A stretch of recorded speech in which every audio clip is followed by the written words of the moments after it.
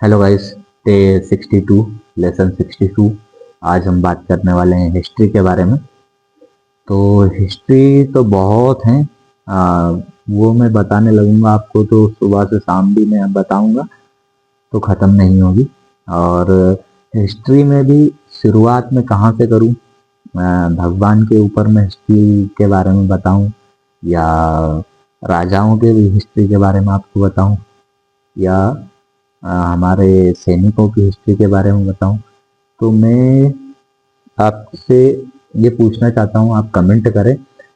जो मैं अभी बताऊंगा उसके बाद में आप जो मुझसे सुनना चाहते हैं उसके बारे में कमेंट करके मुझे बताएं कि इसके बारे में मुझे हमें बताइए, ठीक है।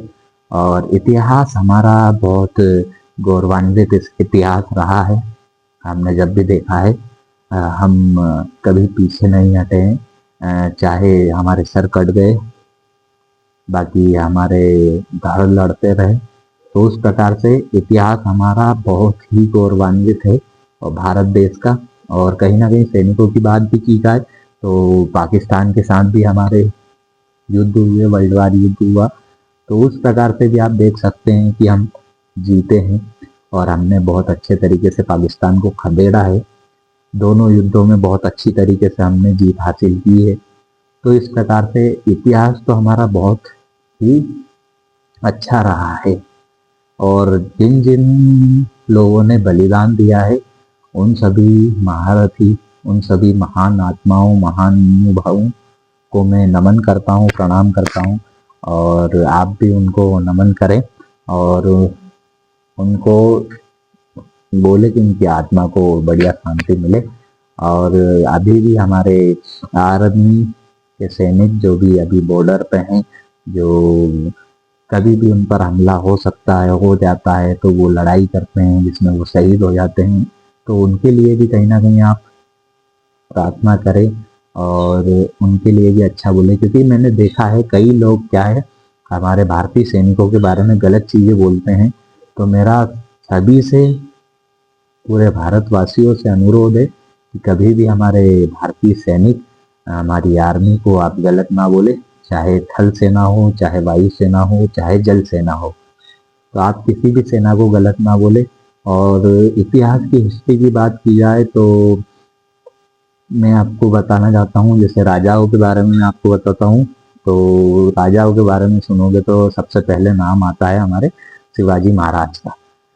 बाकी शिवाजी महाराज हमारे कहीं ना कहीं अभी अभी 200 साल की बात है, 200 के लगभग की बात है, तब शिवाजी महाराज का नाम आता था।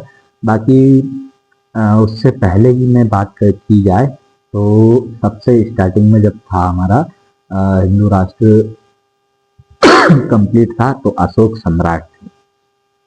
अशोक सम्राट सन 1200 के लगभग में थे। और उस समय भी हमारे सभी देश हमारे भारत में मिले हुए थे, कोई देश हमसे अलग नहीं था। जो म्यांमार है वो भी भारत में था, पाकिस्तान भी भारत में था, अफगानिस्तान भी भारत में था, नेपाल, भूटान सभी भारत में थे, श्रीलंका तक भारत में था, और बांग्लादेश भी भारत में था।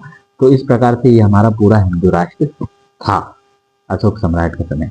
उसके बाद कहीं ना कहीं मुगलों के आने की वजह से और उनके आने की वजह से ही हमारे देश को बटना पड़ा। और लड़ाई हम लड़ते रहे, संघर्ष हमने बहुत किया। उसके बावजूद भी कहीं ना कहीं चूक हुई और हमारे लोगों ने ही किन्हीं किन्हीं लोगों ने, हमारे लोगों ने ही गद्दारी की। उस वजह से कहीं ना कहीं हम पीछे रहे।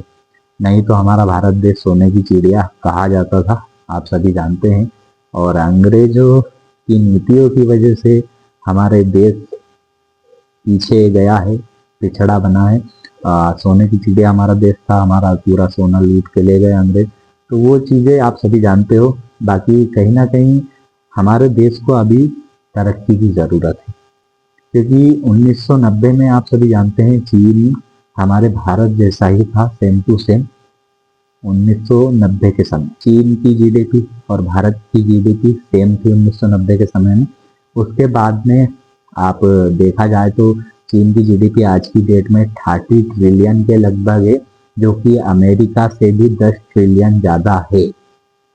तो उनकी इतनी ज़्यादा कैसे हो गई, और मात्र 35 ईयर्स में, मतलब 33 साल में।